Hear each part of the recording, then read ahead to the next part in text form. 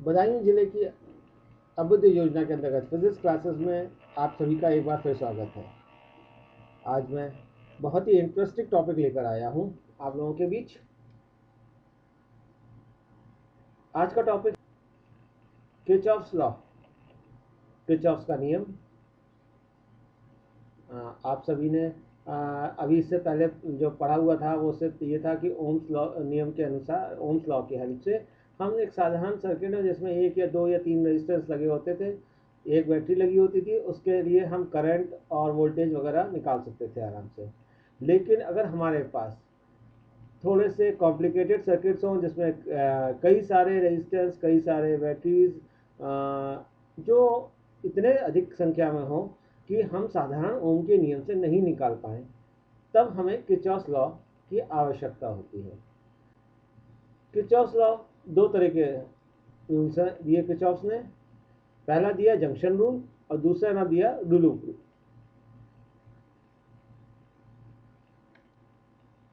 Junction rule को समझने के लिए हम एक छोटा सा परिपथ या सर्किट डायग्राम पर ध्यान से देखते हैं। देखिए, जैसे इस चित्र में दिखाया गया है, shown in figure, there are three resistance connected in parallel, the combination is connected to another resistance in series. The whole circuit is connected to a battery with a V voltage. Current I is flowing through it, and further it is divided in three parts: I1, I2 and I3. परिपथ में I धारा बह रही थी जो आगे A बिंदु पर पहुंचने के बाद वो तीन हिस्सों में बढ़ गई, I1, I2 और I3। अगर मैं इस छोटे से परिपथ का ये गोल हिस्सा अलग से एक बार और ड्रॉ कर लूँ तो कुछ इस प्रकार से बन के आएगा। इसे हम कहते हैं बिंदु ए या जंक्शन ए, पॉइंट ए, किसी भी नाम से कहा जा सकता है। हमारा मेन एम इसको समझने का होना चाहिए। जंक्शन ए पर आप ये गौर से देखेंगे इस डायग्राम में कि करंट आई फ्लो करके आ रहा है ए की तरफ, और ए से फिर I1, I2 और I3 बाहर की तरफ जा रहे हैं।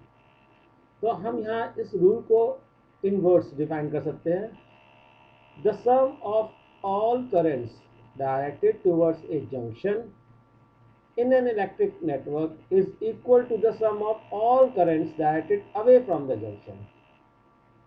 जिन लोगों को नोट करना होता है वो इसमें से नोट भी कर सकते हैं, बाकी आपके समझने के लिए ज़्यादा इम्पोर्टेंट है। हिंदी में इसके अनुसार विद्युत नेटवर्क के किसी जंक्शन की ओर आने वाली धाराओं का योग इससे दूर जाने वाली धाराओं के योग के बराबर होता है।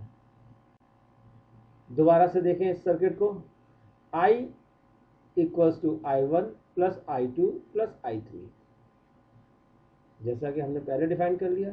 इसको लिखने का दूसरा तरीका और होता है, वो ये है कि अगर हम किसी जंक्शन पे if we take current approaching point A as positive and leaving it as negative, then we can write I, मतलब जो अप्रोचिंग वाला है उसे पॉजिटिव साइन के साथ, और जो लीविंग है उसे माइनस साइन के साथ, विद इन ब्रैकेट में I1 plus I2 plus I3, मतलब all the three have negative signs, equal to 0। हम कह सकते हैं किसी जंक्शन पर सभी धाराओं का बीजगणितीय योग शून्य होता है। Algebraic sum of all the currents at the junction is 0।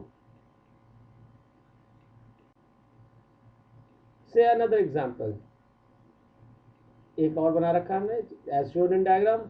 There is a junction with yellow circle within it and 5 wires, I1, I2, I3, I4 and I5, 5 currents flowing through it, 3 in through it and 4 and 5 going out of it. तो जो बाहर निकल की तरफ जा रहे हैं उन्हें हम नेगेटिव लेंगे, -4 -5। जो जंक्शन की तरफ आ रहे हैं I1, I2 और I3 और all the three are taken positive, सभी को हम पॉजिटिव साइन के साथ लेते हैं जो जो जंक्शन की तरफ आ रहे हैं, equals to 0। Now Kirchhoff's second rule. This rule is applicable is an application of law of conservation of energy for electric circuit.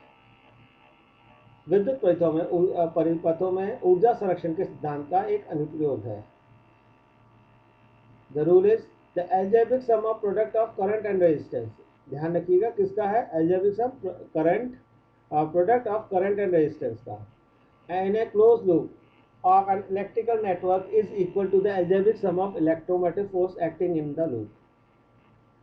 विद्युत नेटवर्क में किसी बंद लूप के धाराओं को और प्रतिरोध के गुणा का बीजीय योग लूप में लगाने वाले विद्युत वाहक बलों के बीजीय योग के बराबर होता है।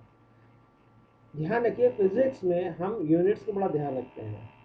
अगर आप ओम्स का लॉ एक बार को ध्यान रखिएगा, हम क्या करता है, V equals to I R. अब बैटरी E यूज़ कर रहे हैं तो हम V की जगह लिख सकते हैं E equals to I R. तो लेफ्ट और राइट में दोनों तरफ ध्यान दीजिएगा। बाएं हाथ पे यानी लेफ्ट हैंड साइड पे हमने लिखा है आई आर, यानी वोल्टेज इसकी यूनिट्स रहेंगी, और ऐसे ही राइट हैंड साइड में E, उसकी भी यूनिट्स होंगी। तो सर्किट में यानी एक क्लोज पाथ में, एक क्लोज सर्किट में जितनी भी बैटरी हैं वो एक को राइट हैंड साइड में लिख दीजिए, और जितने रेजिस्टेंस है उनको करंट के साथ, रिस्पेक्टिव करंट के साथ मल्टीप्लाई करके हम लेफ्ट हैंड साइड में लिख सकते हैं।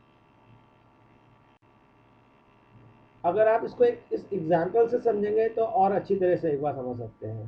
जैसे हमने एक ये क्लोज सर्किट बना रखा है ABCD, और नीचे थर्ड रेजिस्टेंस लगा है G और H पे।